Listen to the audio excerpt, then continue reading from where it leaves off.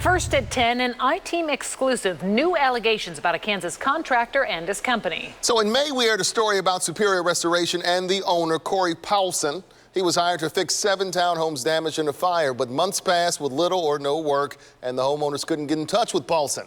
Now the Johnson County DA's office is investigating.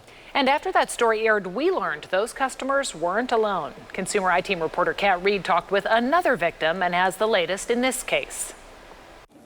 This is where the dishwasher was. Sandra Saling's kitchen is the site of a major renovation, all thanks to what used to be here, her dishwasher. It ended up leaking due to a manufacturer defect that was determined by one of their techs that came out and looked at it. Neither Saling nor her fiance was home at the time, so the damage was extensive. The water covered the kitchen floor. It had seeped down into the basement, which is our rec room. It also damaged the downstairs bathroom.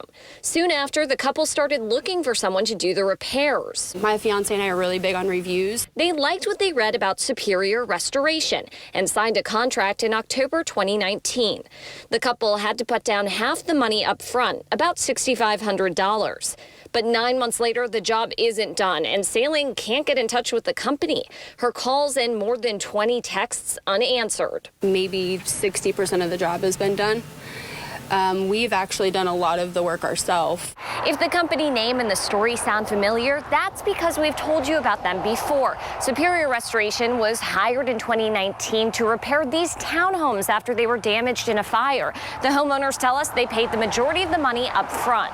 And about the end of the year was pretty much when they stopped doing hardly anything over there. When the homeowners couldn't get in touch with Superior, we tracked down owner Corey Paulson at his home. We talked to these homeowners and they're worried about where their money's gone. And they just are hoping to know if you have their money. No, and I'll reach out to all of them as well. So I had a project manager that was handling all that stuff. Paulson promised to sit down with the homeowners, then canceled that meeting at the last minute. The Johnson County District Attorney's Office confirms an investigation into that case is ongoing. It was definitely heartbreaking, just because I was hoping that there wasn't anybody out there that they were doing this to. Paulson hasn't responded to Saling's messages, nor has he gotten back to us. Saling's kitchen is still in disarray. The furniture removed from the house sits inside this storage pod, which Superior Restoration had ordered. I actually just found out a couple weeks ago that they paid 1 month and they haven't made a payment since. And the company is wanting to come get their pod, but our stuff isn't there. Saling says her insurance company doesn't want to cut another check, so she and her fiance will have to come up with the money out of pocket to finish the job. Do you guys have that amount of money to put up front right now? Oh, absolutely not, especially because due to the COVID-19, I lost my job. It's just the latest setback in a restoration nightmare she wishes would end. I'm Consumer I-Team reporter Kat Reed, 41 Action News. Oh, wow. Corey Paulson is facing legal action on several fronts. 2 of the Greenbrier townhome owners have filed suit. Paulson was also evicted from his Overland Park office building.